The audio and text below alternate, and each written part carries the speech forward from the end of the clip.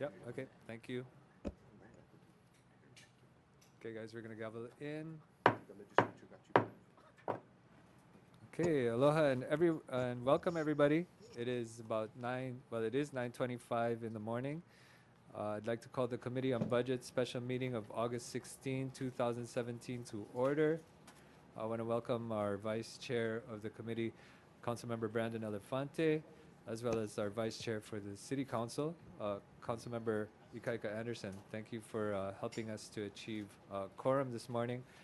And Councilmember Pine is excused this morning, and I also just got word that Councilmember Trevor Ozawa, the introducer of the measure that we are hearing this morning, is on his way in. Okay, he's caught up in a little bit of traffic. Okay, so with that, just a few housekeeping announcements. Persons wishing to present oral testimony, if you have not already submitted your registration form, please do so now to our committee aide, Perlene. She's here to my right. Otherwise, please raise your hands to indicate your desire to speak at the time I call for additional speakers. Speakers will be limited to a 1-minute presentation on all items. Written testimonies, including the testifier's email address and phone number, may be posted by the city clerk and available to the public on the city's DocuShare website. And please, folks, as a courtesy, we ask that you turn off or silence your cell phones for the duration of the committee meeting. Thank you very much. Okay, without further ado, we have one item on the agenda for action. It is a special action item. This is Resolution 17-199, requesting the Board of the Honolulu Authority for Rapid Transportation to conduct an economy and efficiency audit to determine the causes for the cost overruns for the Honolulu High Capacity Transit Corridor project. Okay, and this was introduced by Councilmember Ozawa on July 2017.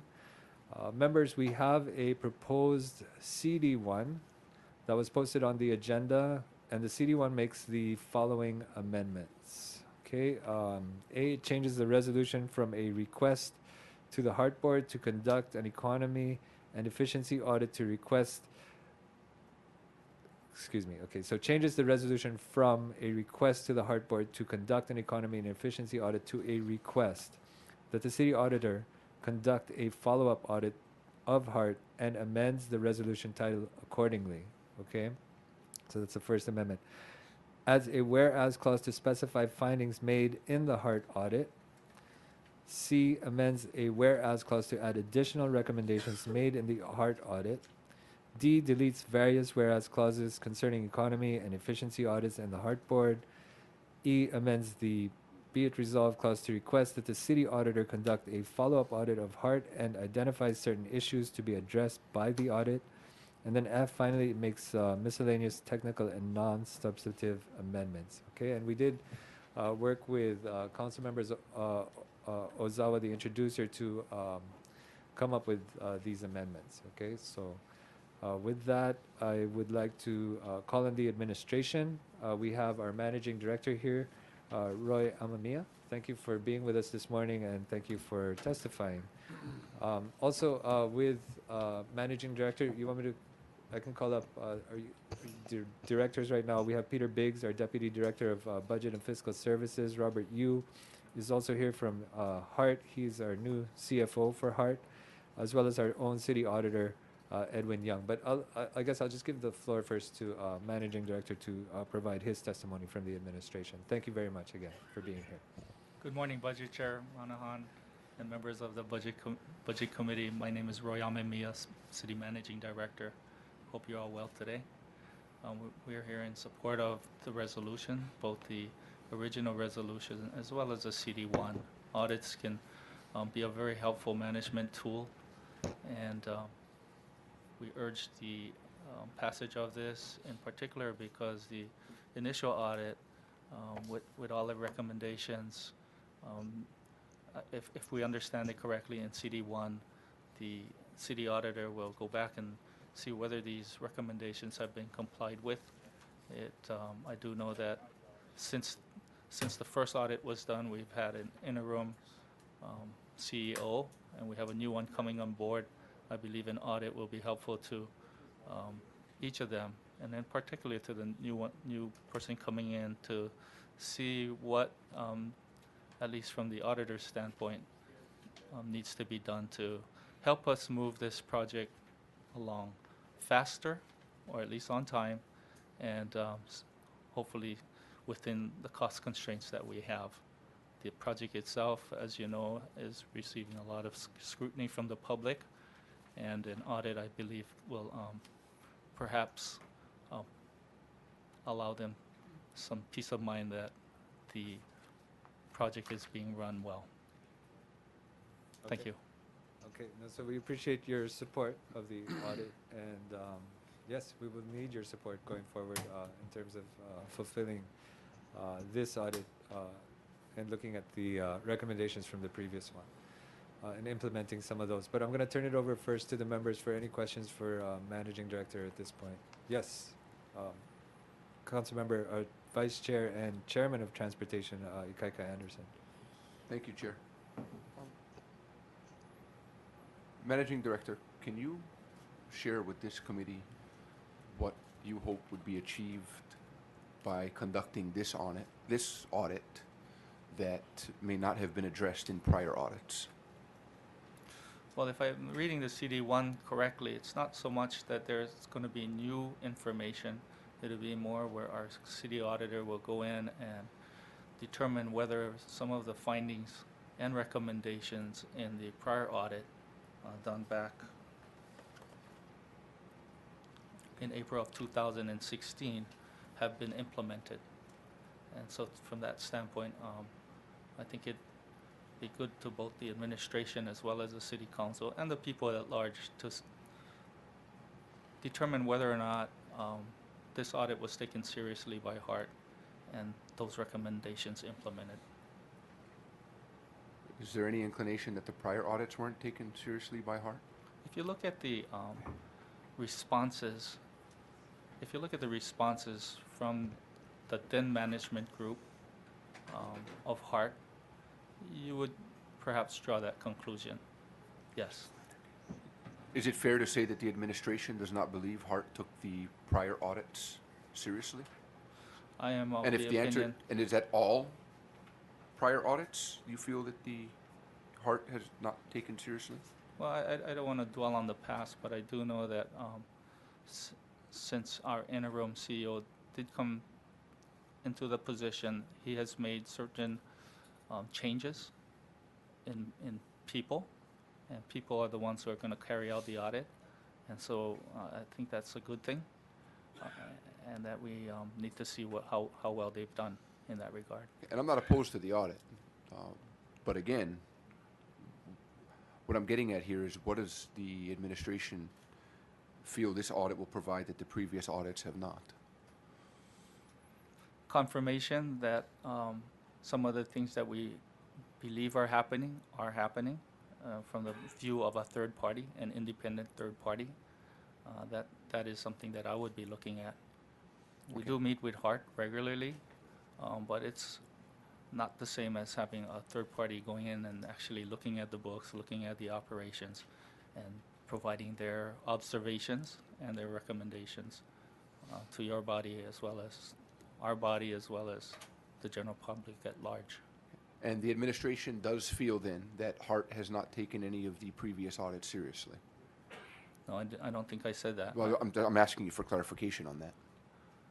I do believe that if you look at this audit and the response that occurred immediately after its issuance by the then management, I think you could make that strong conclusion that they did not take this audit seriously. Okay. So, and I'm asking, so the administration doesn't feel that Hart took the most recent audit seriously?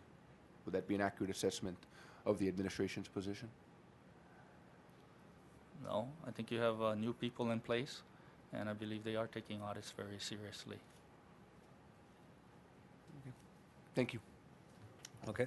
I just wanted to recognize Councilmember Ozawa, the introducer of the measure. Maybe I'll just turn it over to him real briefly. Perhaps he can just explain the resolution that he introduced. You want to speak to it a little bit, or Thank you, And Chair. then turn it over to Councilmember Elefante for questions. Thank you, Chair. Just one housekeeping item is that we're going to actually have to amend the first whereas clause, whereas it says 5,163,000 in June 2012. It's actually, we've got to add in 3 zeros there to make it 5,163,000,000. But thank you, Chair. I introduced this resolution because of the fact that, as stated in the resolution, the price has just continued to drastically increase.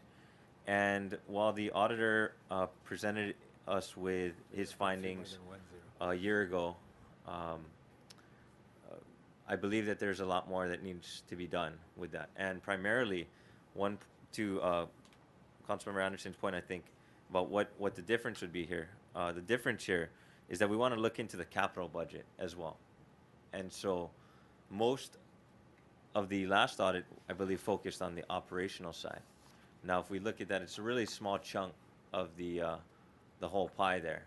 And when you look at the capital budget, that's where all of our tax dollars are. And that's what our tax dollars are being spent on, in the construction of the rail. And so where the heck is the money going?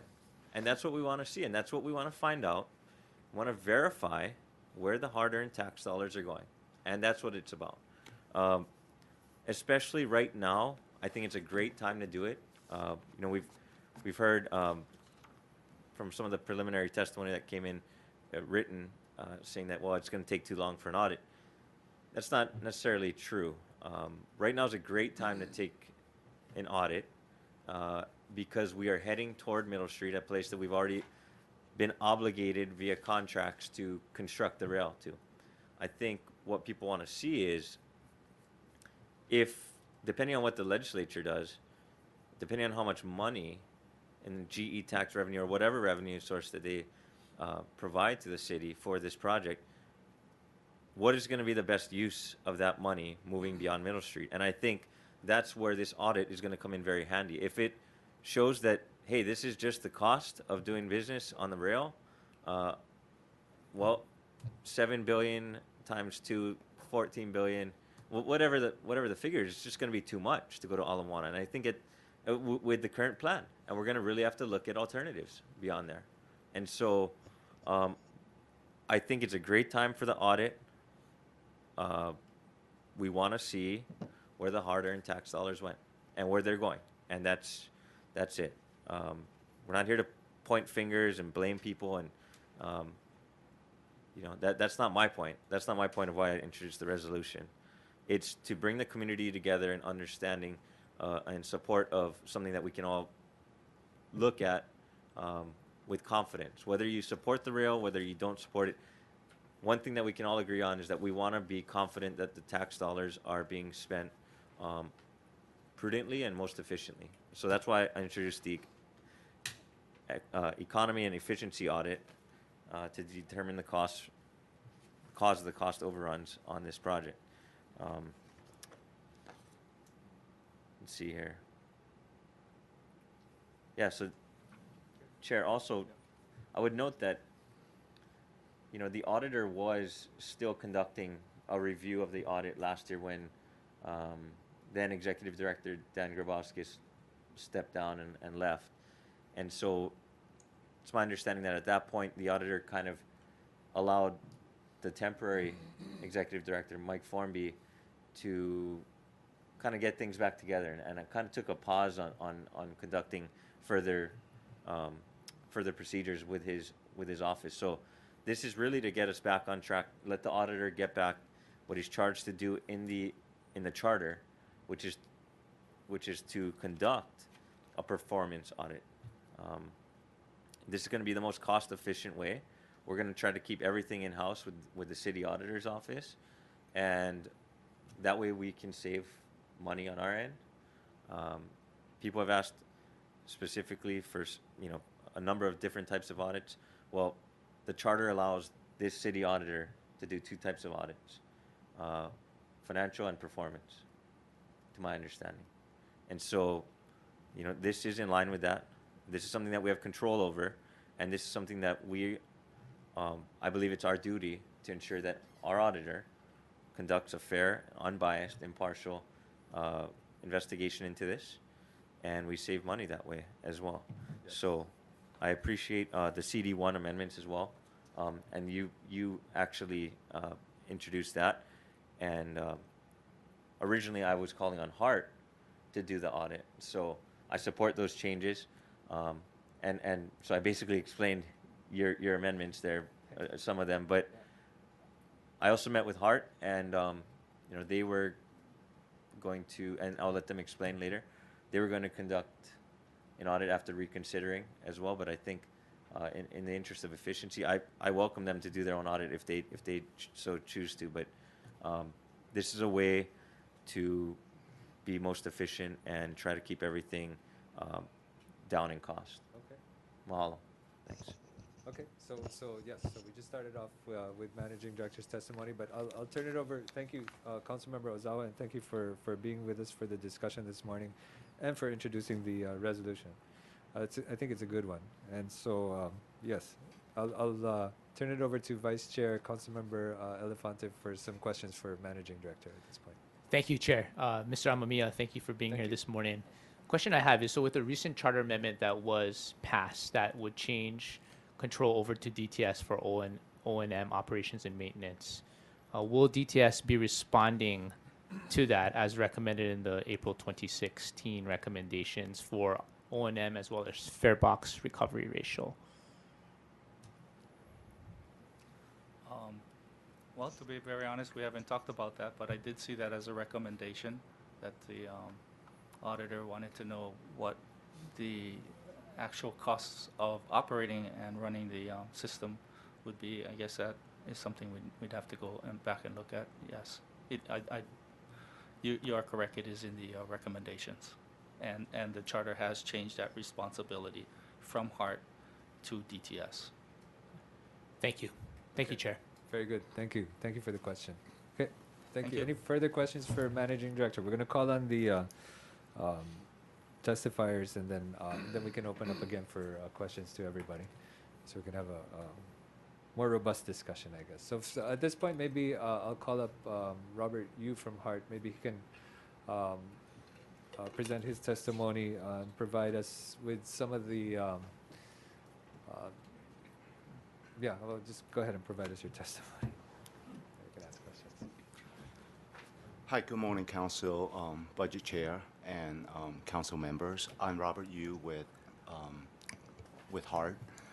My testimony really has to do with, HART is in support of Council Member Ozawa's resolution, and I could tell you, at HART, we'll provide full cooperation to the city auditor.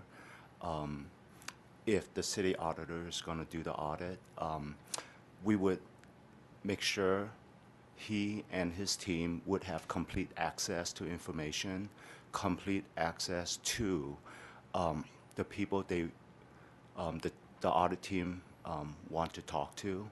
So there would not be any restricted access, Very good. to the auditor. So I guess that's as clearly as I could put it.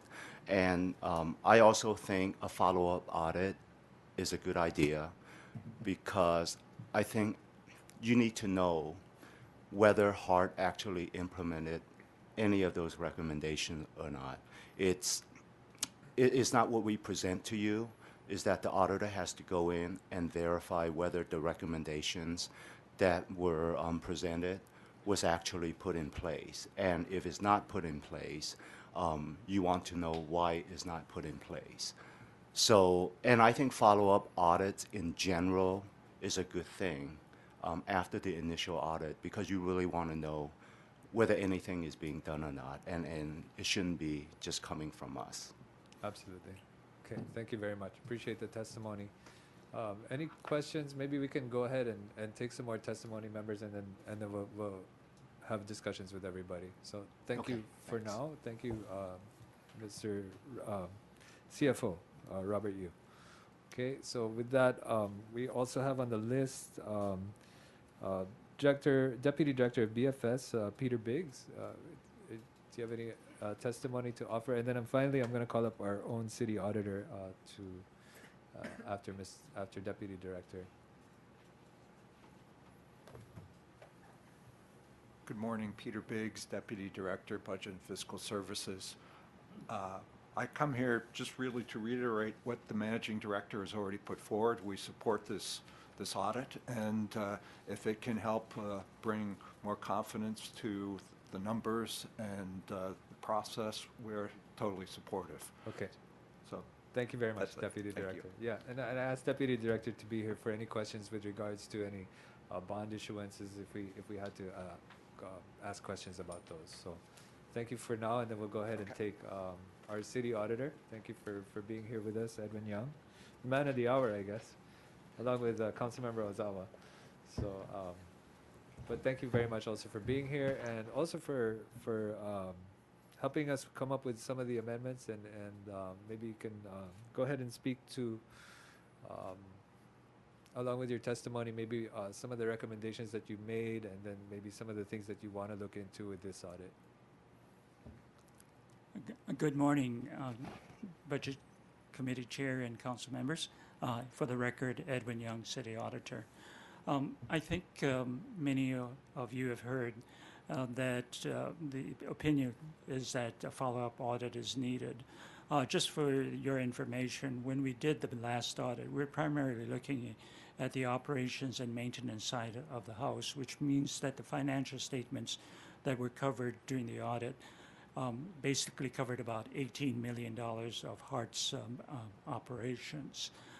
In a consultation with the external auditors who audited the financial records, there is very little done in looking at the costs and the invoices and the records related to the actual construction of the HART project. So we're talking about several $1 billion that was not covered in the financial audits. So their unqualified opinion only applies to the 18 million that was in the HART budget, not the actual construction. If this resolution is passed and we are asked to go in to take a look at what's going on, we would be focusing on the many billions of dollars that have been spent for the actual construction of the project. And in that sense, we would be following it through to determine whether the invoices and payments were properly done and accurately recorded, which would mean that we will need access to the general contractors database, since most of that information is not available in the HART databases. The contract management system is not complete, so we will be requesting the support of the general contractor as well as the subcontractors in order to trace the money from beginning to actual expenditures. So at this point, this is what we're anticipating we will be doing during the audit. Okay. Okay. Thank you. Okay. Vice Chair. Thank you, Chair. Mr. Young, thank you for being here and for sharing that information. Question I had is that did the auditor's office formally respond to HART's response to audit report content? You're talking about the last audit. Yes. There was a confidential memo that we sent to the council chair, which I did not think was appropriate to release publicly. And the media has tried to get a hold of it. And I presume they subsequently have seen it. There were many discrepancies, which I prefer not to go and talk about in public, but in executive session, I would be gladly detail all the things that transpired. Which So there was a response? From us. Yes. Yes. Okay. Yeah. Thank you. Okay. Thank you, Chair. Okay. Thank you. Vice Chair Anderson. Mr. Young, what was the date of the memo that you just referenced in your conversation with Councilmember Elefante? It was April of 2016. Thank you. Okay. Thank you. Any further questions for City Auditor? Yeah. Thank you. Thank you, Mr. Young. So, when you conducted the last audit, was there any concerns that you had at the reaction of then Executive Director of HART, who's no longer with us here? There are many concerns that are expressed in the confidential memo, and that was why we felt it was important for us to do a follow-up audit. As the previous speakers have spoken, when the former DTS director took over as Hart, we thought it was fair to let him try to straighten everything out before we went back in. Since then, we've held off, and this may be an appropriate time for us to go back in. So this would be the first time that you would be looking at the actual correlation between work completed on the construction, the heavy construction of the rail project, and any efficiencies or inefficiencies there. Correct. So approximately how much money are we talking about that in this case you would be auditing? We'd probably be looking at the entire spectrum related to the capital budget, so you'd be looking at about $8.5 billion. Okay. And how much of which has already been expended? About half of that? At this point, we will have to go in to update our records, but we're informed that it's been several $billion. Okay. And so the reason why you didn't look into that side of the budget, the capital budget, last time was because the audit was specific to the operational side? The resolution stated specific objectives which we were to address, and so it basically focused in on the credibility of the construction information that was being provided to the City Council and the State Legislature, and those are the issues that we looked at. Okay, so based on the audit that I proposed, or the resolution that I proposed here for an audit, is it going to give you, under the current form and the taking into consideration the added CD1 proposal, is that enough to get you to be able to look at the entire capital budget and looking at all the way down to the subcontracting level as well? As far as we can tell, yes. Okay. And also with the OMB super circular requirements, the city is responsible for tracing the money from the first recipient all the way to the sub-recipients. So we would be tracing it all the way down to the subcontractors. Now, I want to be clear that I want you folks to look into whether or not a change in the process of the current payment system to contractors be evaluated. Because I do have a subsequent resolution that I have filed here that asks the city to look at conducting a similar to the FTA process, a drawdown reimbursement type of process. So can the language in this resolution allow you to look into whether or not the current process that the city conducts with regard to paying out the bond money, is that whether or not that's the most efficient? Just to make sure we're not mixing apples and oranges. The way the resolution is presently structured with the objectives, I think we can get down to the level that you're talking about. As for control and proper authorization of the expenditures, that's something I think the City Council and Hart needs to discuss. Because by imposing yourself into the process, the city may be assuming some of the responsibilities for accountability and expenditures that Hart should be involved in. Okay. Okay. Well, let's not mix the discussion then. Sure. Okay. But thank you for meeting with me the other day and going through some of the details in your last audit. I think what I gleaned from that meeting was that we can get a lot more information from a new audit or a follow-up. At least we'll try to. Yeah. Yeah. Thank Thank you you. very much. Thanks, Mr. Okay. Thank you very much. And thank you, City Auditor. Okay, I have some further questions maybe for Hart, if the members don't have any other further questions. So maybe to Robert or Director Murphy or even Vice Chair Lee,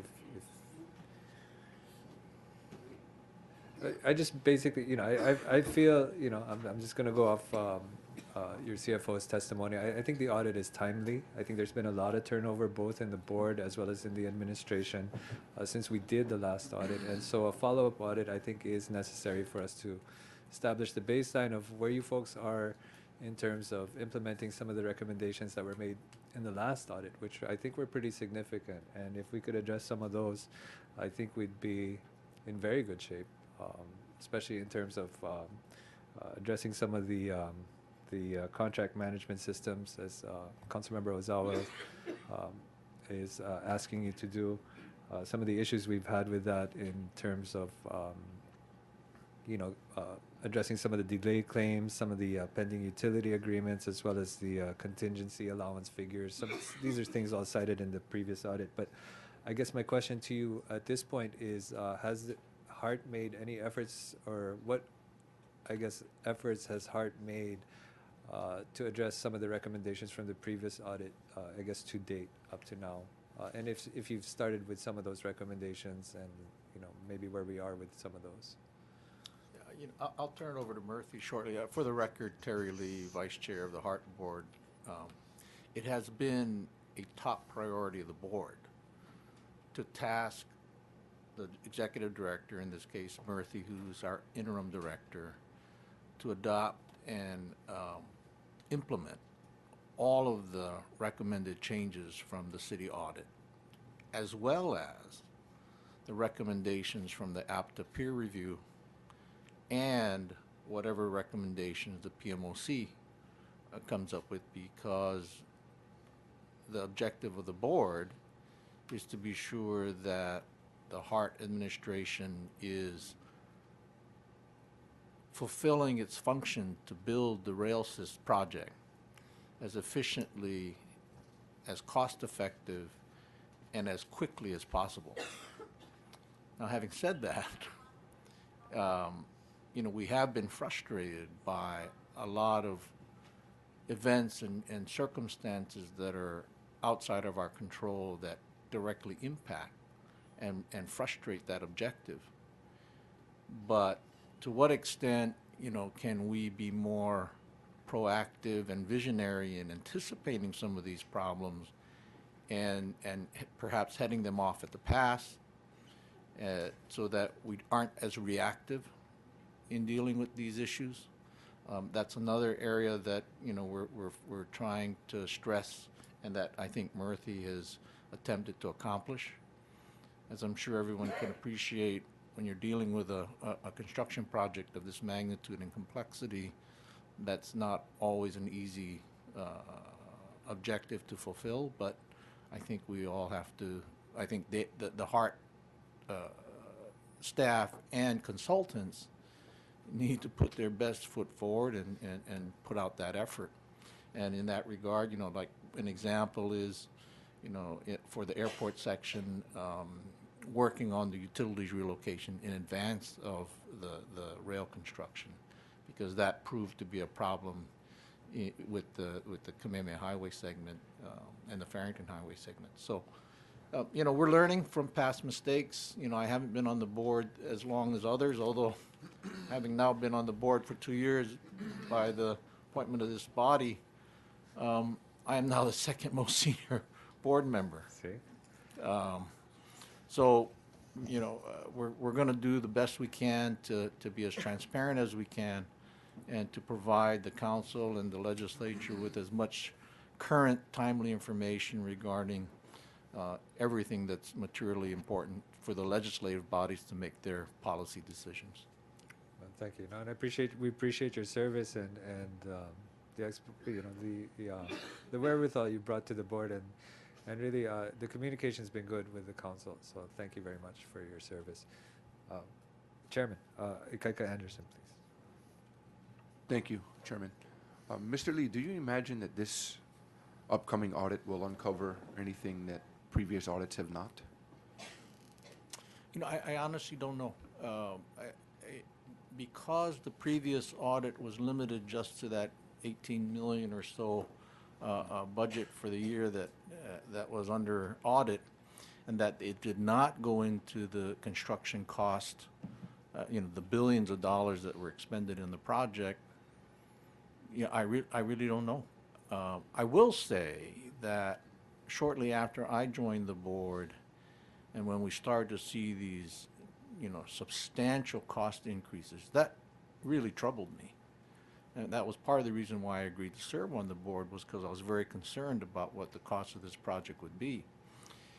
And we, the board asked staff to come up with an explanation as to how much of this increase is, what are the causes of that? And this is exactly what Councilmember Ozawa's resolution is attempting to get to the bottom of. We did get a report that allocated, certain amounts to certain causes, the litigation delay, the inflationary environment of our construction industry, those things. And I've actually asked to the staff to dig up that earlier analysis, because I think that's going to be important for the city auditor to take a look at. And where are you in receiving that information from the staff that you've requested? They've been, Sam Carnaggio has been searching for it. He couldn't find it. I bumped into Brennan Morioka yesterday on the street, and I asked Brennan about it because he was sort of the lead on that. And so he actually told me who to ask, the staff person to ask, who's Lynn Harmon, by the way. She did that analysis for him. And so I haven't gotten around to asking Murthy to get the Lynn to get that for us. And you're an attorney, Mr. Lee. Yes, How long have you been practicing? 37 years. Okay, so you've been practicing law for some time in this town. Based on your being an attorney by profession, can you share with this committee what the legal delays, the lawsuits, the effects of all of that have had on the cost of the project from the information that's been shared with you? I don't remember the exact dollar amount, impact of the litigation delay, but that's what the litigation did. It delayed the ability to proceed with the project, award contracts and the like. And so because of that delay, it created, the cost escalated because we were in an inflationary environment for construction costs. So is it fair to say that the litigation that was brought against the project and the pending, the result of that litigation and the contract delays, construction delays, that it added tens of millions of dollars of cost to this project? Yeah, if my recollection is correct, it's probably more in the magnitude over 100 million. Just from the delays that resulted from the legal challenges? Yes. Okay. Now I'm not opining as to the validity of those challenges. Of course Yeah, not. I mean, because I'm a lawyer, everybody's entitled to bring their claims in court, but unfortunately, yeah. But the fact of the matter they is create a significant cost. These legal, the legal challenges did cost money Yes. in terms of costing additional monies to move the project forward. Yeah. Okay. That said, Mr. Lee, would you be willing and able to share with the council the information that you've requested to staff once, the information that you've requested from staff once you have it? Yes. Okay. I think that would be very helpful to the council as a whole. And as the chair of the Transportation Committee, I'd especially be interested in seeing that, Mr. Lee. Absolutely. Thank you very much. Thank you. Okay, any further questions for Hart or anybody who's testified so far? Councilmember Ozawa. Yes, thank you. On Monday, Interim Executive Director, you provided a breakdown on cost overruns at the beginning of your presentation, but some of those figures were not on the slide that you provided. Could you please reiterate those numbers to the committee today, and for those that might not have heard of the figures? I Of those figures. don't have it with me right now, unless Joyce has it. I'll be happy to send you that. It was written on a piece of paper, and I read it from the testimony. I'll be happy to provide you details as soon as I get to office. Okay, thank you. Okay, so also kind of the other hot topic yesterday across the street was about debt service costs. And I believe the figure that was discussed was about $2 billion. Could you please just expound on that and explain how that's broken out? the debt costs. Yes. I would rather have Robert, you to talk about it. Debt costs of $2 billion. Just because it seems to be such a, hot topic across the street at the legislature, I think it's imperative that, Yeah, sure, council member. If you're referring to debt financing costs, it really depends on the amount of revenue that we receive. What you're referring to of the $2 billion has to do with extending a model that we did, extending general excise tax to 2047. So we have done many, many models, and depending on the amount of revenue that it could generate from each model, the financing charge and the debt service will change substantially.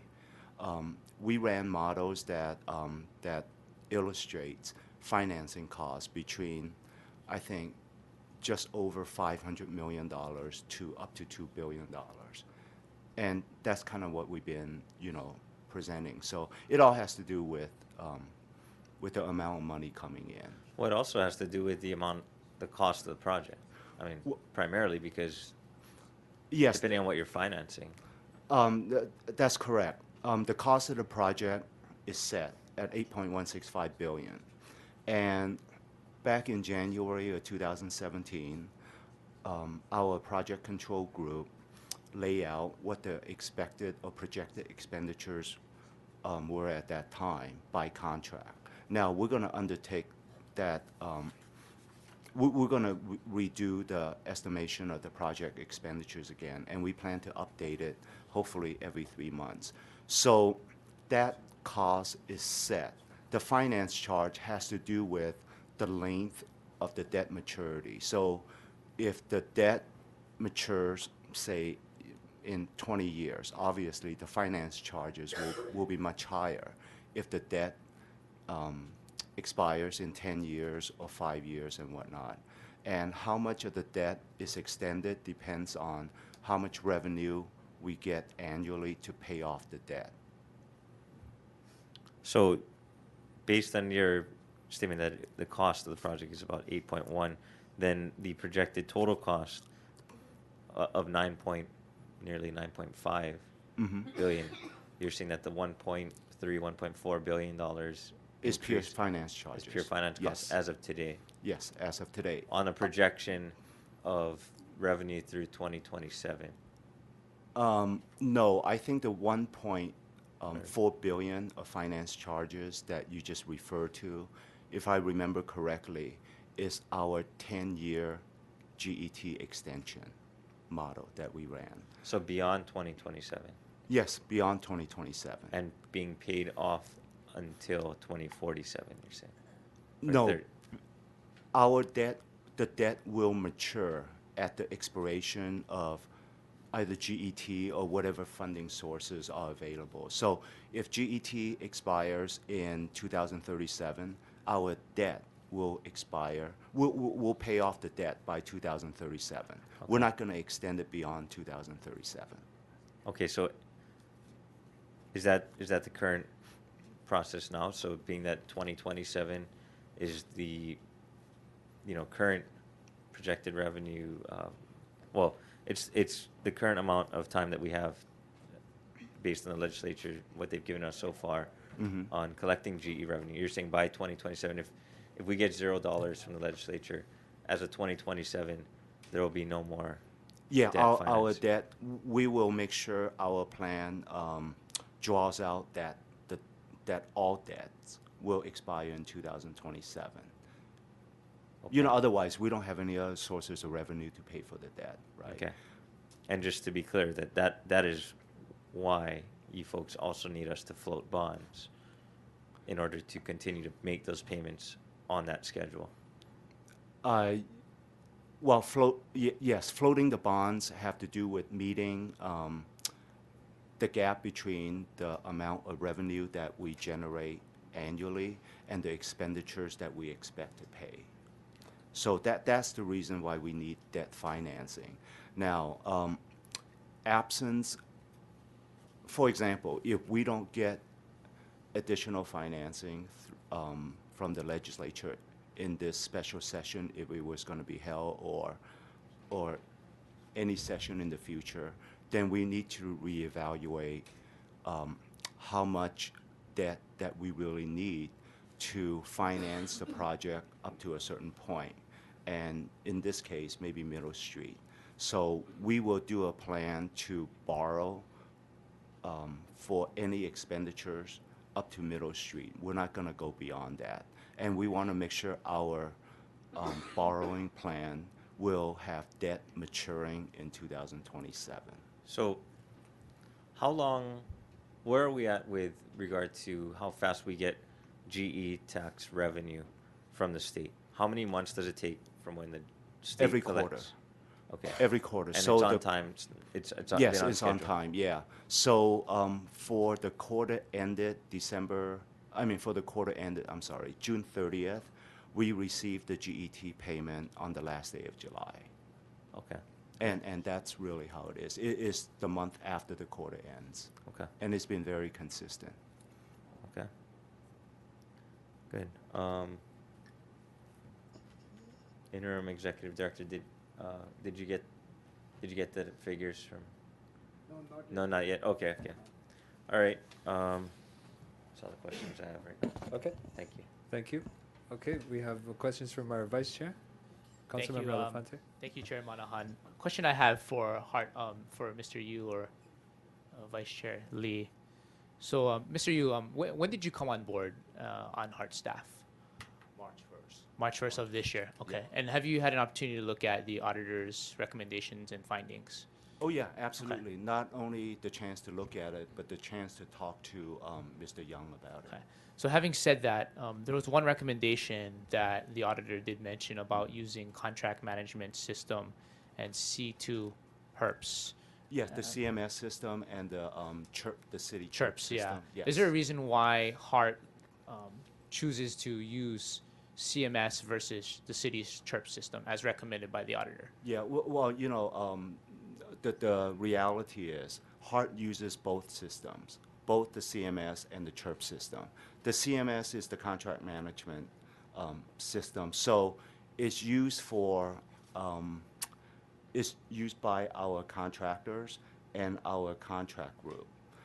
The CHIRP system is really mainly used by the finance staff, and that is the system we use to track all payments.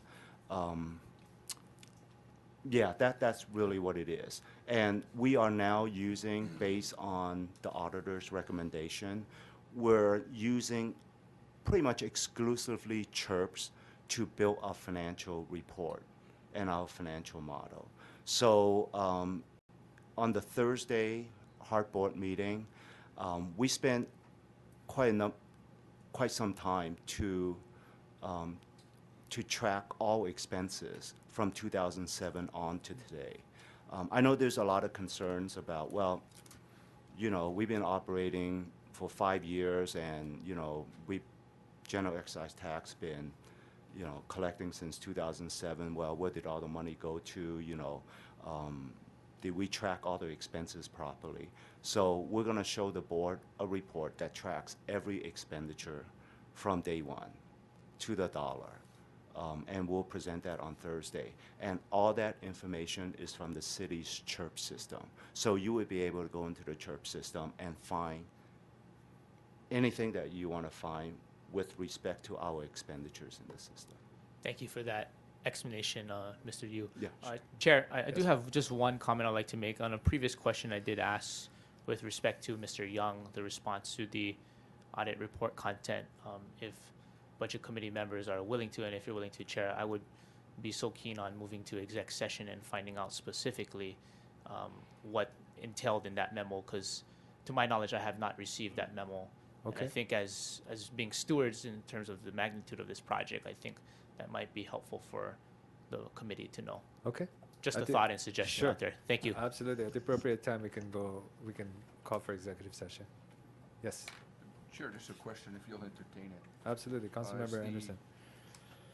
Transportation Committee Chair at the time, do you recall seeing that memo? I don't recall seeing it, so, I don't recall seeing that memo either. okay. Chair, Thank may I just say Sure. something for the record? Absolutely. I want to make it very clear that Dan Grabowski's written response to the city auditor's report was not condoned by the board. The board was not even aware he was going to issue a statement.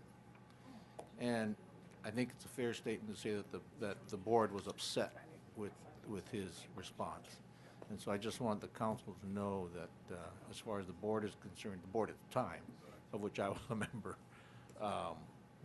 was not in any way condoning the substance of his reaction to the report. If Okay. I may, Yes. Chair, Thank you. one of my first act after taking over as interim CEO was to respond to all the audit questions and implementation of that. So that was my first priority, to make it transparent and respond to every one of them. And we are tracking how much progress we are making. A lot of them needed some procedural changes which we have made. Yes. So I can confidently say we are pretty serious of all the audit comments, and we are implementing which is appropriate. And again, there's been a lot of turnover. There's new administration, there's new board members, there's new folks in Hart, as well as here on the council.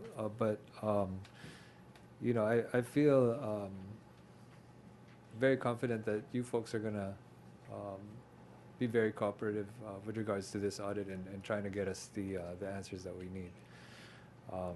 But yes, and I'll turn it over to Councilmember Ozawa. But one of the things I did want to bring up this year, which for me was kind of refreshing, especially as an incoming new budget chair, and as somebody who had served on the council for the past 4 years, and I never saw this from Hart, was you folks started using the CHIRP system, and we kind of, as the budget committee, we kind of got on you guys to format your budget accordingly so that we could see the breakdown of the capital improvement budget of Hart, which is significant. It's huge. It's over $1 billion, which was never broken down to us before. So again, that was very encouraging for me to be able to see that, because when the budget was submitted, it wasn't in that format. So thank you very much for working with us, our OCS, and also the administration to come up with that. I thought that was a big, significant step forward. But I'm going to turn it over to Councilmember Ozawa for further questions.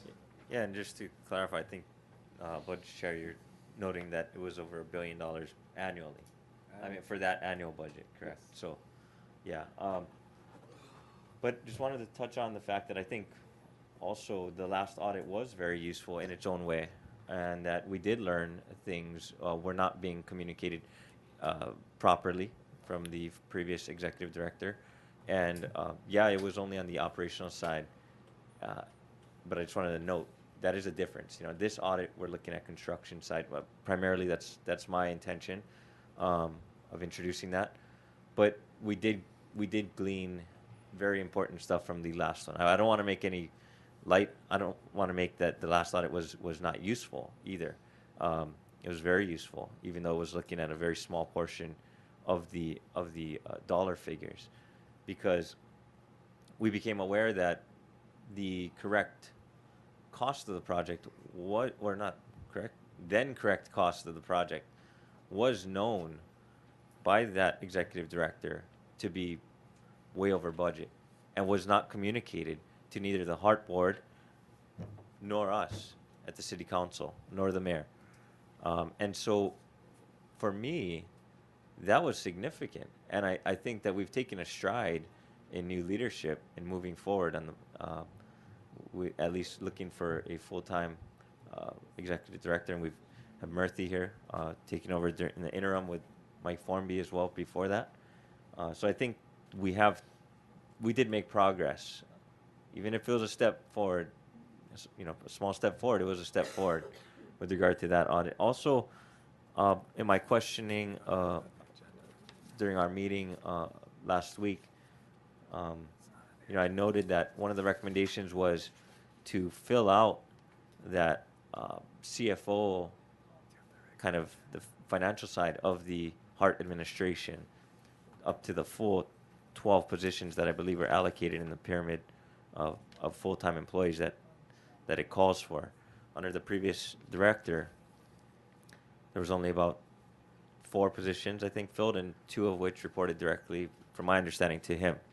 So again, we are seeing strides based on what you've informed me of, Murthy, that you're moving in that direction in compliance with audit recommendations of last year, and those are totally different than what we would be looking at moving forward in this upcoming audit. So, for those people that think that it's not going to be anything different than a re-look at what we looked at last time, it's going to be a new look, a fresh look, a more in-depth look, and it's not a waste of anybody's time to go down this road. It's not just to, make like we're going to do this. This is not what it's being proposed for. It's to get in-depth.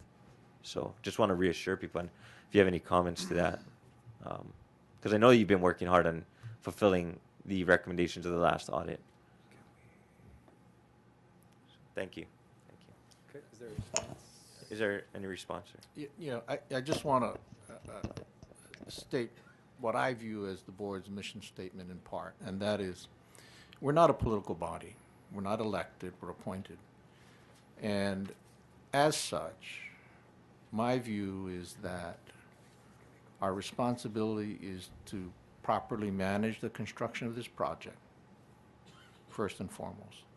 And equally important, disseminate reliable, accurate, and timely information about the costs and other issues that might affect how the policymakers, namely this body and the legislature and the mayor, may have to make decisions. I mean, I think there's some issues that are coming up that at the appropriate time I'd like to sit down with some of the members to discuss, because I do have some concerns about how it may impact schedule or cost. And we need to figure out collectively how we can address those problems. And this is what I say in terms of trying to be more proactive in how we manage this project rather than being reactive. Thank you, Vice Chair Lee. I would say you guys have been making a marked difference over the last year, and nobody appreciates the cost increasing. But what I can say is that this current the Heart Board over the last year, and with Murthy and Mike Formby, like I said, did take steps forward, and I think that's good. That's a good thing. I mean, changing the direction of this project is not like just doing an about face. It is like moving a tanker. You got to take it slow, and you'll see the results later on. But I think right now, we're trying to do everything that we can here to ensure the oversight. And it would have been so easy. This year, looking at the bond issuance became such a divisive thing, such a disgusting thing, that some of the rhetoric that was coming out of several people in the community, really ugly stuff. But what I look at was, we could have just said, "Oh, vote no, stop the rail, don't issue bonds." That's not a solution. That's not a solution. Even if I like the project, I don't like the project. That's not a solution. I'm here looking for solutions.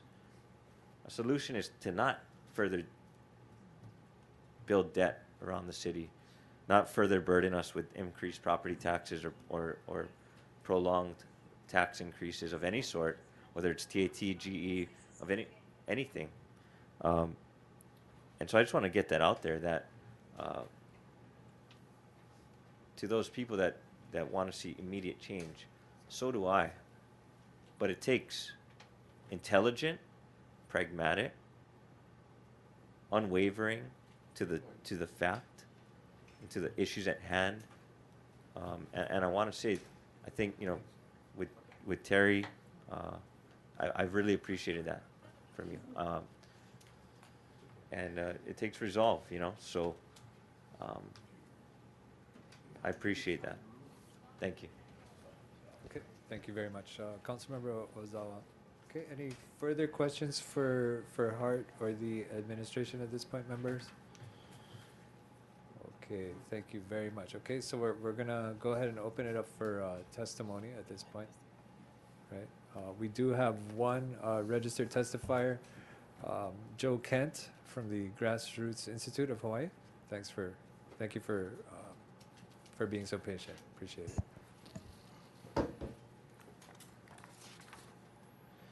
Good morning, Chair and Committee. My name is Joe Kent, and I'm the Vice President of Research at the Grassroots Institute of Hawaii.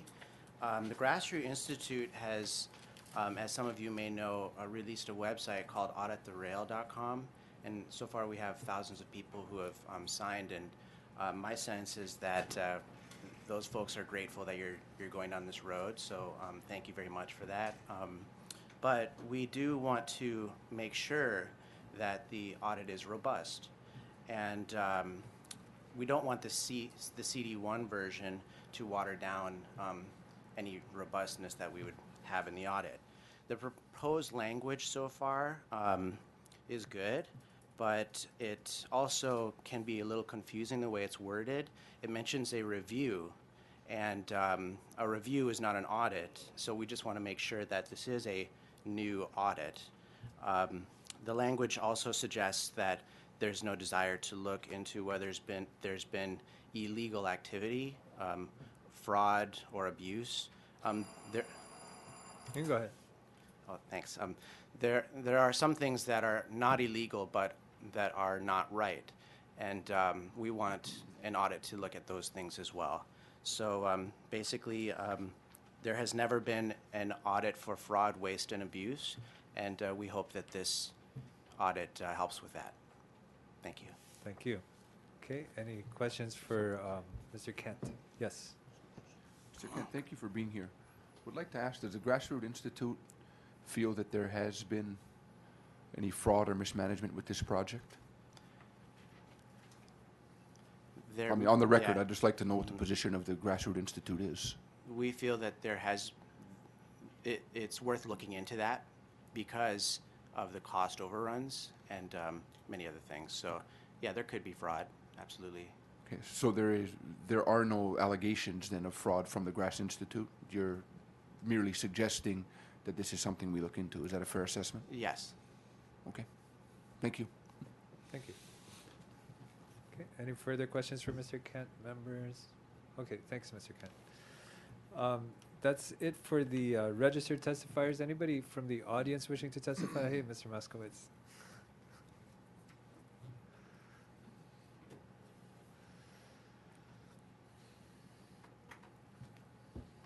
I have an issue keeping my phone under my OtterBox. Anyway, good morning, Dave Moskowitz from Waikiki. Here in full support, thank you, Chair and Council members. In full support of this resolution, I wanted to, as a constituent of Councilman Ozawa, thank him for his constant and continued representation of what I feel is the sense of the mood of the community in Waikiki on this subject. And I note tonight, besides Mr. Kent and myself, all the people opposed to this project and calling for financial accountability and transparency, well, strangely aren't here. But you would think they would be all the time and money they spent. And I'm glad to see that the delay claims are part of this recommendation, something I spoke about a long time ago. And where that came from, the delays are perhaps people being asked to do work over and over again for whatever purpose, I don't know, but I heard some things from people on the contractor side about that. But, I did get, I think I sent you all copies of that. Maybe you've already seen that April 2016 document from the FTA. I had a meeting with someone representing HARD. All my questions were answered. I do not see AgGrade as a possible proposal. I now understand how the system works and runs, and it just seems we have to continue with it as planned. And thank you guys for looking into this. I know the whole public should know that all their questions will be satisfied, and hopefully there'll be no more, I don't know, people who are running for mayor who used up the city's money making it a hobby or a platform to run for mayor. Neither Ben or Cliff or Panos are here today, but they did cost us all a whole lot of money. Thank you. Thank you very much. Appreciate your testimony. Okay, any questions for Mr. Moskowitz? Okay, thanks, members, and thanks, Mr. Moskowitz. All right. Okay, anybody else wishing to testify on the measure? Anybody from the audience? Chair, if we can have, if there's no other testifiers, if we can have Edwin Young. come back. Sure. Yes. We can have City Auditor, please, again, at the request of Councilmember Ozawa. Yes, and Councilmember Anderson after Councilmember Ozawa. Thank you, Chair. For the record, Edwin Young, City Auditor. Chair, excuse me, Mr. Young.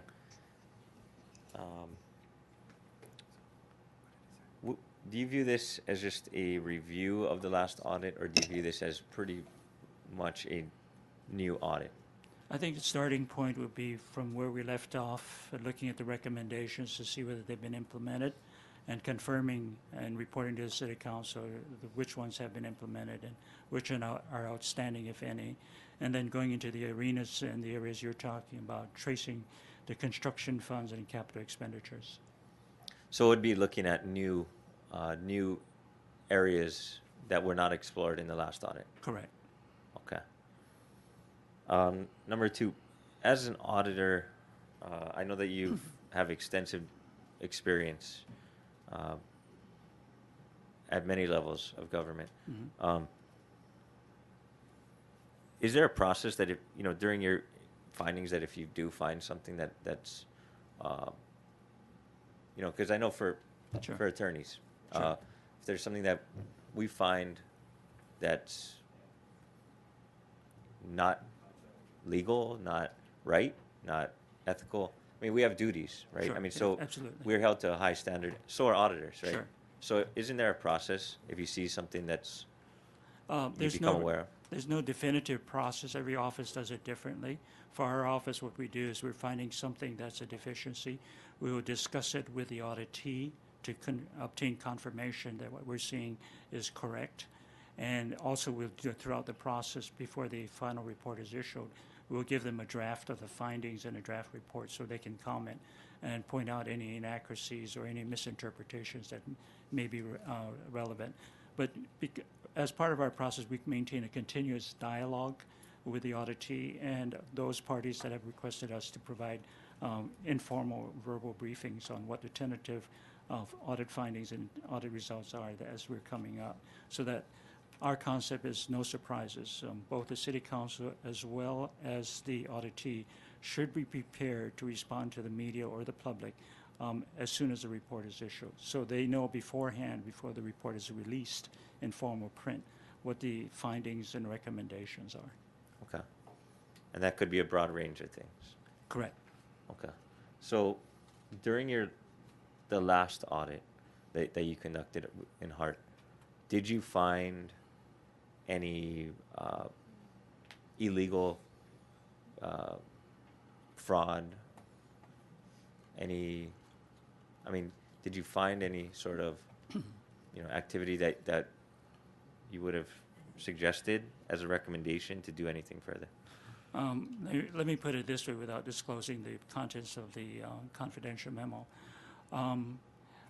We found that the internal controls were so weak that if fraud, waste, and abuse were to occur, Hart and many others would not have detected it, could not prevent it, and could not have taken corrective action if it had occurred.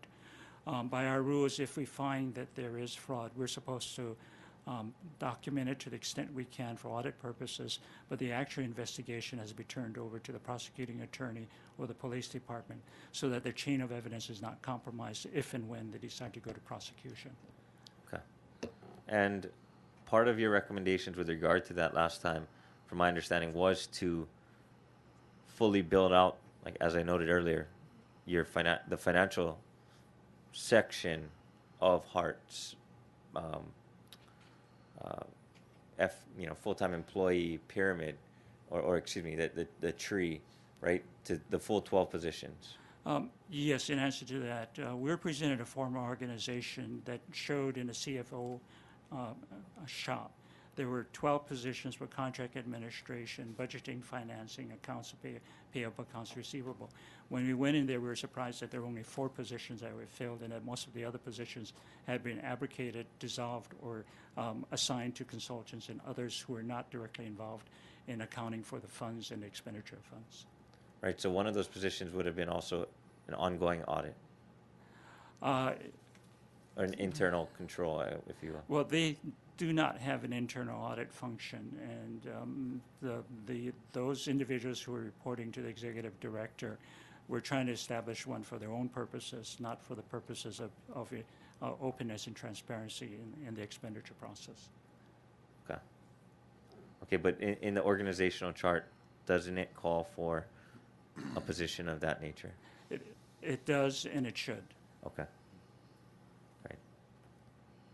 To kind of take into account the concerns that you had with regard to there not being a process under the previous administration of being able to report that sort of activity, if there was any waste or.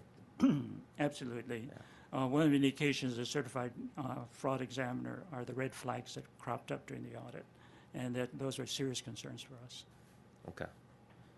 Okay. And if anything, would you say that there's a lot more exposure via the capital budget than the operational side? I would say yes. Okay. And we haven't looked at the capital side yet? No. The external auditors also confirmed they have not looked at the capital side. Great. Appreciate it. Thank Sure. you. Thank you. Okay, thank you. Okay, Councilmember Anderson. Mr. Young, are you able to tell this committee whether or not any of the evidence you mentioned in your conversation with Councilmember Ozawa has been turned over to HPD or the city prosecutor for action? No, because we did not get that far. Okay. That said, some folks have been asking this council to request a forensic audit of HART. Can you share with us exactly what a forensic audit is and the purpose of such an audit? In the forensic audits which I've been involved in, for example, we had to trace the money from the time it was deposited into the banks, subpoena all the banking records and cancel checks, and trace it through the entire accounting system to the actual expenditures and distribution of it, so the prosecuting attorney would have evidence to prosecute the case. Okay. To the best of your knowledge, has such an audit of HART been completed? No, because when you mention forensic, the implications are that fraud, that criminal activity has occurred, and we did not get to that point where we could substantiate it. Okay. In your professional opinion, is a forensic audit of HART warranted at this time? By charter, we're not permitted to do forensic audits. So if we were tasked to do that, we would have to turn it over to or defer to the police department or the prosecuting attorney. Okay. Not saying that you would be authorized to conduct such an audit, but in your professional opinion, is such an audit of HART warranted at this time, based on what you know from the prior audit that you've conducted? Again, it's a matter of what it would be most value added for HART. With the previous administration, I would probably say, yeah, it should have, and we're trying to do that in the follow-up. But we backed off once the interim director took over.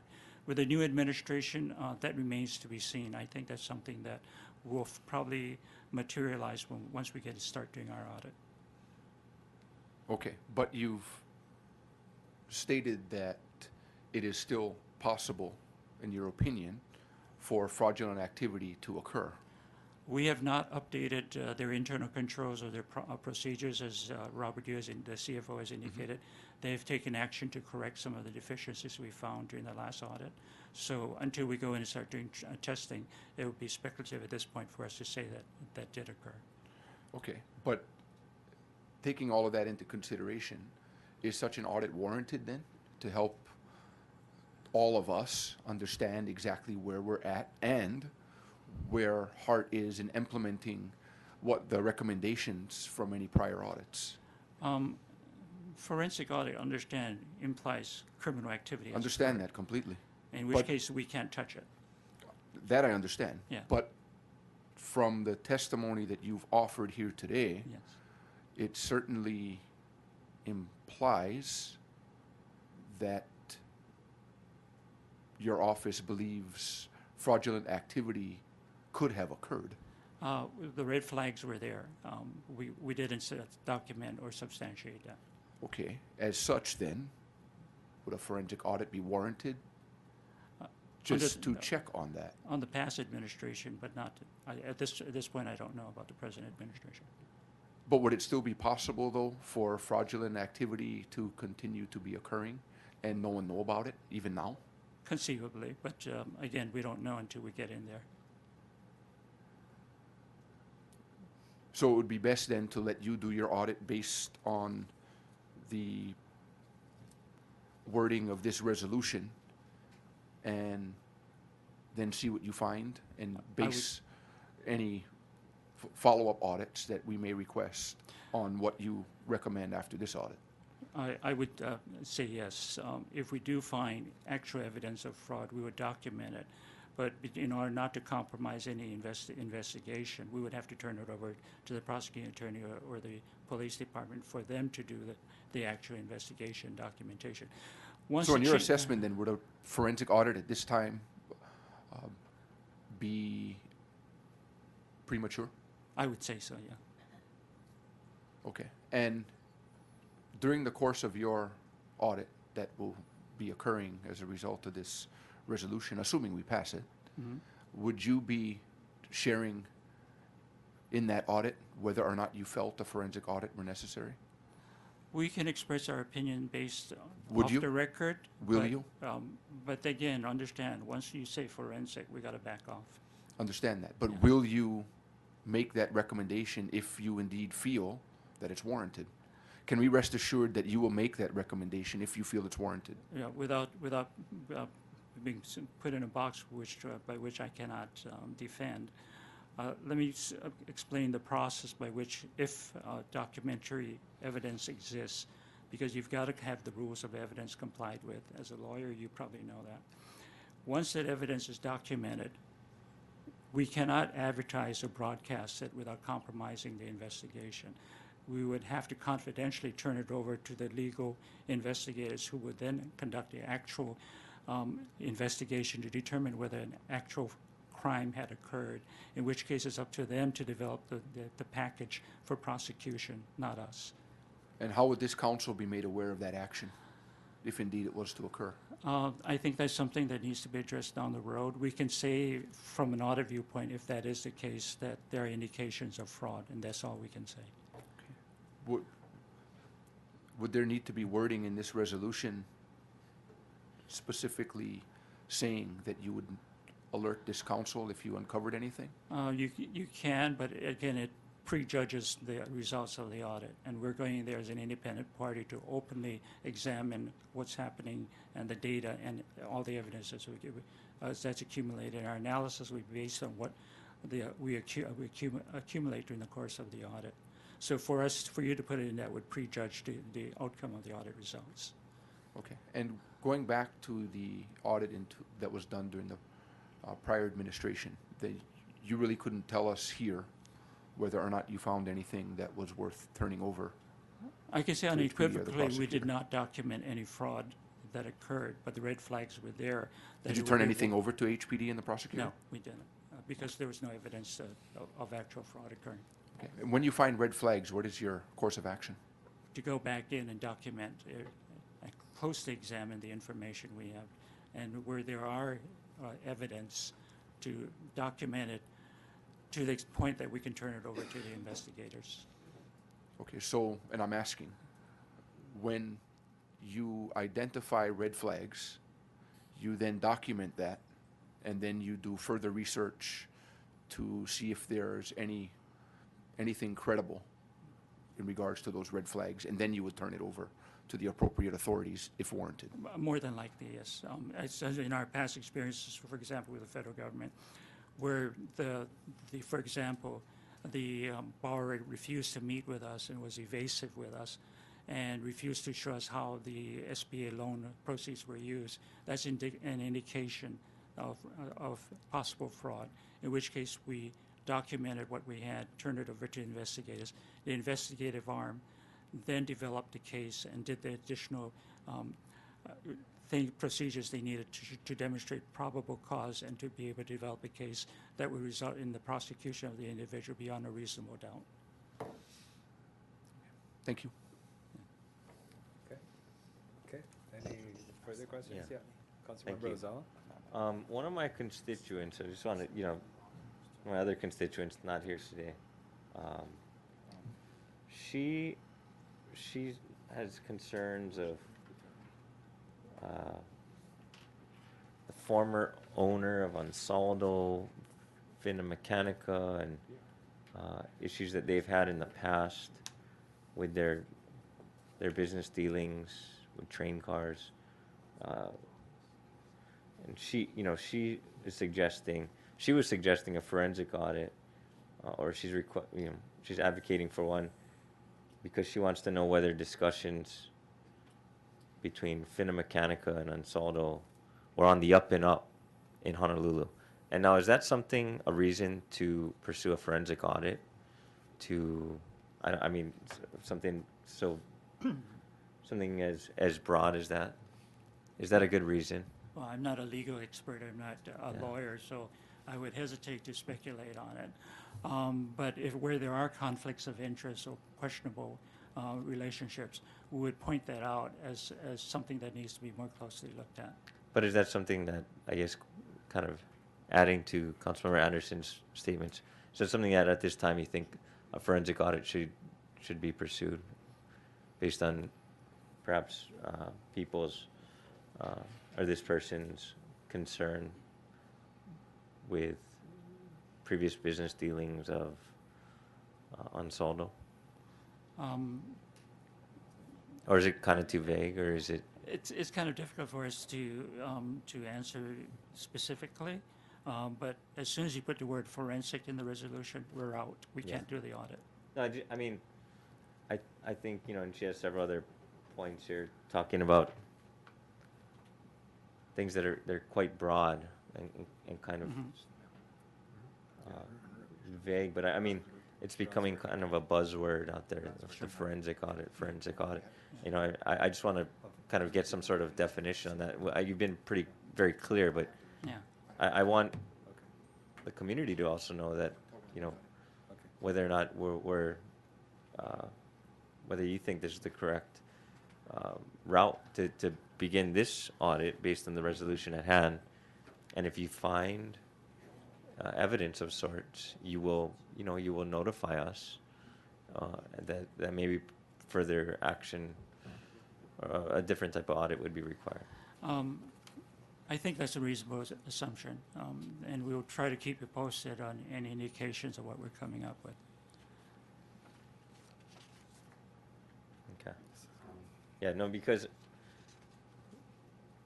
obviously the public has concerns with the rising costs.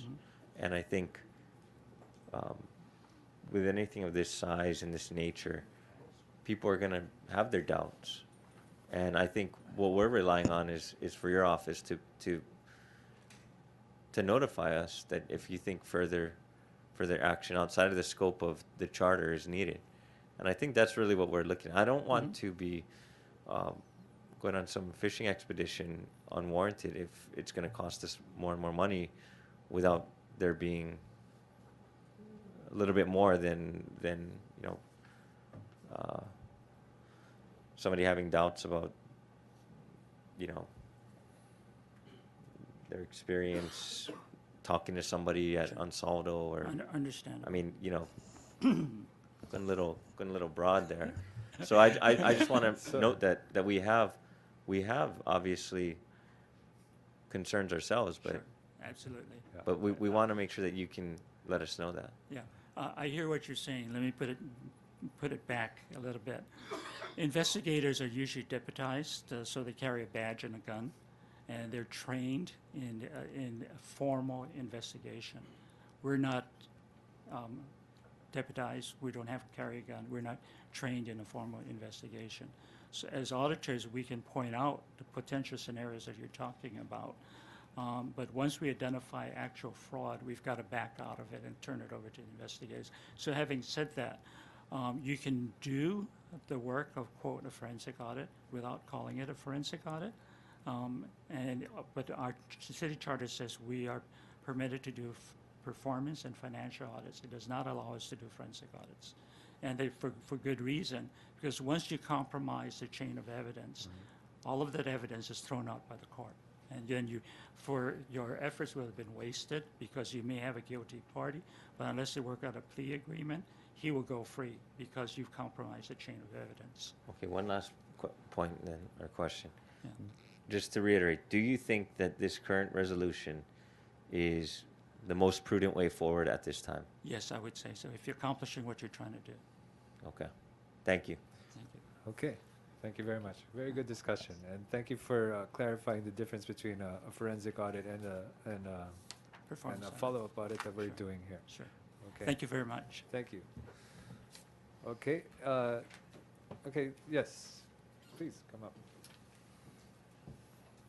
I don't want to beat a dead horse, but, you know, I just want to assure the council and the public that if any evidence surfaces in the course of this audit, or otherwise, if Robert Yu uncovers something that he doesn't like, the Hart Board, or at least myself as vice chair, will seek to have a forensic audit performed ourselves. Thank you very much. We appreciate that, and we appreciate the proactiveness that you're showing, especially at the board level. You know, it's something we need. Thank you. Thank you. It's part of the solution, actually. Thank you. All right. Okay. Any further questions, members? I thought we had a really good discussion, and thank you for bringing the audit resolution forward.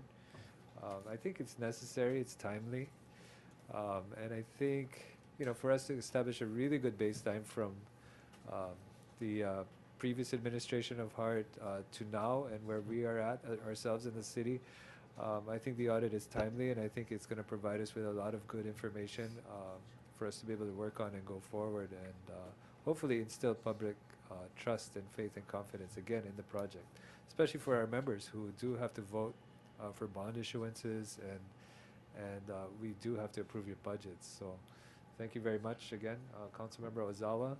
Thank you. Okay, Vice Chair If I Anderson. could just recall the auditor. Okay. Just for a couple of questions, Chair.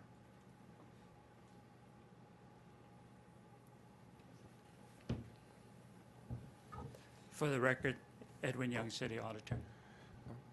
Mr. Young, that report, the memo that you sent to the then council chair in April of 2016 that was confidential, did your office suggest to the then chair that he not release the memo to the other members of the council, or were you silent on that? Let me back up a little bit by saying it was stamped confidential. Council chair, at his discretion, was authorized to release it to whoever he deemed appropriate. We deferred to him in his decision as to the wisdom as to who should get it. So you did not ask that the council chair not share this with anyone in particular? No, that's his discretion, his decision, not ours. And you gave no advice in that regard at all? Not that I recall. Okay, thank you. Thank you very much. Okay. Any further questions, members? Okay, and then with regards to the request of the special session to the vice chair, at this point in time, you know, we checked with the attorneys, and because we are not consulting with an attorney, and I didn't have it on the agenda actually to do a executive session. I will not be able to call executive session at this time, but the chairman did offer to do it during EMLA if we need to. Okay, and he is working on the request also for the. Thank you for that. Okay, okay. Chairman of the council, by the way. Okay, so thank you. Yes, Councilmember Ozawa. Still in discussion. All right. Yeah, no, go ahead. Okay, We're in discussion. Okay, just wanted to note that, you know, from when I first came to the council, I began looking at ways that I could advocate and provide more transparency with regard to the HART process, the HART board, and the rail project. And we started with I introduced the resolution urging HART to put their meetings on Olelo, providing more public access to the meetings. I think it was a good start, and from there, you know, this is just the next step in the progression of things that I think are appropriate at this time. I've always advocated for and believe that our constituents all deserve the transparency and accountability of their hard-earned tax dollars at as much detailed information as possible. All audits conducted thus far, have focused on monies allocated for the operation of HART, not the capital side. So my hope is for the city auditor to investigate the monies allocated for the construction of the project at this time, especially because of the fact that the increasing costs are due to the increase of the capital budget. That is what people have problems with. And as a council member, that's what we have problems with ourselves as well. When we take on that burden of authorizing bond issuances, we are not just rubber stamping. And I have a big problem with costs going up. Even though, let's be clear, that bond authorizations and bond floats were always part of the financial plan. We do need to identify shortfalls and failures to implement administrative best practices when processing invoices for payments and evaluating how HART is managing the construction contracts all the way down to the subcontractors, the very local subcontractors that both, whether or not for inefficiencies by them or by inefficiencies on the city side in not paying them as well on time. And that is something that often is not said. I have heard personally from many of the smaller subcontractors that have to find a way to make ends meet without getting paid by the HART administration under the previous administration for months, even up to a year. And we're not talking $5,000 or $500. We're talking $50,000, $500,000. And a lot of the small to medium-sized businesses here that are subcontracting on this project, that are very locally owned, have to find a way to make ends meet. So it is that perspective that I think the public needs to know, that it's both ways we're looking at. We're not just looking at the contractors doing wrong. We're not looking at that only. We want to look at, is the process in which we expend the tax dollars correct and efficient, and therefore saving us money? That's something that needs to be brought to the discussion, because if we keep focusing on one niche area of a forensic audit looking at criminal fraud, waste, and abuse, there's so much to this project that is one part that Edwin Young today noted. He will notify us if that's the route that he finds. And we have the confirmation from the HART board itself. They will conduct a forensic audit should any evidence of that occur. As I stated, we do need to identify areas that HART could have managed things differently in the past and potentially have saved us money, and learn from that. We must learn from these past mistakes in order to move forward and restore the public's trust for this project and listen to the public. This is especially important since additional funding for this project beyond Middle Street is definitely not guaranteed, as we are currently in the midst of potentially a special session. We don't even know if we're going to have one, but potentially. This audit, I'll reiterate, is going to be the first audit of its kind for this project. And it absolutely is the best audit that we can do at this time. We've heard from the auditor today, this is the most prudent way forward at this time. Looking at the capital budget, looking at billions of dollars there, any waste would be exposed. And let's be very clear about something. When we voted on bond issuances this year, I said it wasn't about being a rubber stamp on the project. Definitely wasn't. It was about paying for the obligations that the city and HART owes by way of contracts that we are legally obliged to. The taxpayers of this city are already on the hook for whatever we signed up for. And that's about $4.7 billion to Middle Street. And this is me keeping my promise that it's not a rubber stamp beyond that. We are looking at everything and looking for the most prudent way forward, making sure that our tax dollars are not actually wasted in any way possible. And we are turning over every stone. We're using the best possible means forward, most economical, most efficient, and most direct.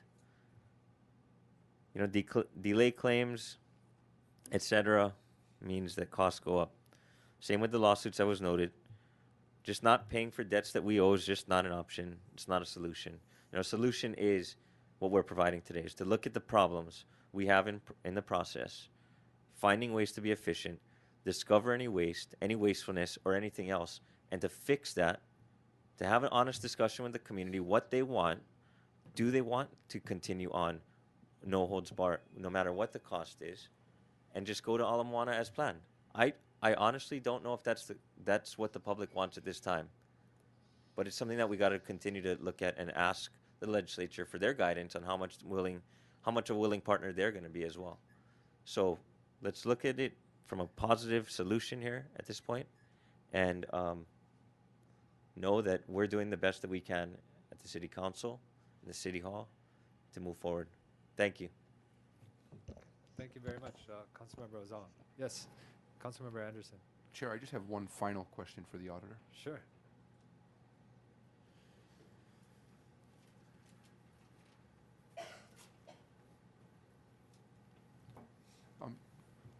Mr. Young, can you tell us how long it will take you to complete the audit as asked for in this current draft of the resolution? It usually takes us a year. We have a full plate at this present time with the budget season coming in. Those other items also need to be addressed. So if it's a priority for the City Council to do this, we can do as we did on the last one, assign and dedicate certain staff to at least get the ball rolling and do some of the initial work. But it usually takes us about a year from beginning to end, and depending on the management responses, which can take anywhere from 2 weeks or in the past cases 2 months or more, we cannot release the report until we have a hard copy of the management response. So if you're looking at December 2018, we can strive to do that. But again, it's a matter of factors of how reasonable management is in responding to the draft report and our access to information. So what we've done is, in the past, is we've briefed individual members of the City Council regarding what we're coming up with, so that there's no surprises in the end. And we also will brief the auditee regarding what we're coming up with. When do you envision starting on this audit? Again, assuming this resolution passes.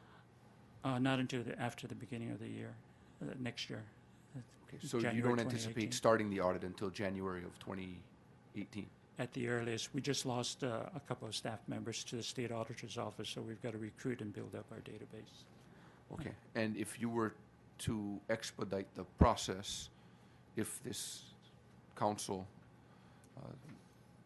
deems necessary, then you could complete this in less than a year, is what you were saying? We've got audit standards, and so the quality assurance process has to be met before we can release the report. We can give you an interim briefing, but we cannot give you the final report until the quality assurance process is completed. Okay, so is it fair to say then that it would be at least 18 months from today when you get back to the council with your findings in order for you to do this properly? The hard copy printed report would take anywhere from 12 to 18 months, depending on how much pushback we get from management. Okay, and that's not from today, that's from start date to finish date? That's from, if you're looking at December 2018 as when the report is due, for example, we can start it today, and we can try to deliver, give you verbal, unofficial briefings on what we're coming up with regarding any of the issues that you have in the resolution, but we cannot issue the final report until we've complied with all of the government auditing standards, including quality assurance and a formal written management response. Okay, understand. Thank you very much. Sure. Thank you, Chair. Okay. Thank you. Chair, Yes. just as a technical, if you, being that I'm not a member of the Budget Committee, if you could take into consideration amending it to reflect the proper cost noted in the first whereas Yeah. clause. We need 3 more zeros up there. Yeah, 3 more zeros to 5.163 billion in Yes. June 2012. And then secondly, to consider what was noted by Mr. Kent with regard to the gist of the audit not being a review, whether the language needs to be bolstered so that it's clear because we're not asking for just a review, and I don't think anybody here thinks that we're just going to review. The review is part of it, which he wants to do, review what Mr. Young wants to review what was tasked of Hart after the last audit and see where they're at with following up. But it's much, much more than that. I think 90% of it would be all new after he gets through that checklist of things. So Okay. whatever edits you would recommend, whether it's today or whether it's in preparation for the full council should this pass out. Sure. Yeah. Okay. No, definitely. I think we'll make some of those amendments today. Certainly with regards to the figure that's at the very top of the first whereas we have to amend that today, and then perhaps we can add some language stating, perhaps whatever the auditor feels is necessary, something to that effect. Whatever more the auditor feels necessary to look into, then he may do so, or his team may do so. Thank you. Thank you for considering. Okay, thank you. Okay, members, any further discussion? Okay, before I make a recommendation? Okay. All right, thank you very much, members, and thank you everybody who did testify today. Okay, so we're closing up testimony. Okay, and then gonna go ahead and make the recommendation here, members, okay? Okay, so here we go. So the chair is gonna recommend that resolution 17-199 be amended to a CD1 as discussed. Okay, and we did mention those two changes at the end here, suggested by Councilmember Ozawa, the introducer of the resolution. Okay, members, any discussion, objections, or reservations? Okay, hearing none, then resolution 17-199 has been amended to a CD1. The chair is further going to recommend that resolution 17-199 CD1 be adopted. Any discussion, members, objections, or reservations? Hearing none, then so ordered. Okay, thank you very much, Councilmember Ozawa, again, for bringing this very important issue to light. And we will continue discussion as this heads to the full council. Okay. Thank you, Chair. Appreciate. Thank you, members. Great discussion. Thank you. And thank you, everybody who came out today. Okay, there being no further business, the Committee on Budget is adjourned. It is 11:07. Thank you very much.